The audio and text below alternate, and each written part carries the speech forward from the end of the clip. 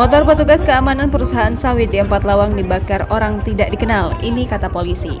Raden Mulyadi, warga desa Tanjung Raya, Kecamatan Pendopo Barat yang berprofesi sebagai keamanan di kebun sawit milik PT Elap melaporkan kejadian pembakaran sepeda motor miliknya ke Polsek Pendopo pada Sabtu 16 April 2022 malam. Diketahui sepeda motor miliknya rusak diduga dibakar oleh sejumlah orang tidak dikenal di kebun sawit milik PT Elap yang ada di kawasan Pendopo Barat.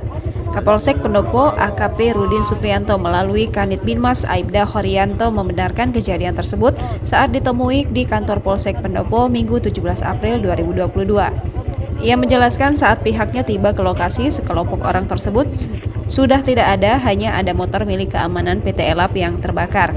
Khorianto menyambung, untuk sebab atau permasalahan penyebab dibakarnya sepeda motor tersebut masih didalami oleh pihaknya.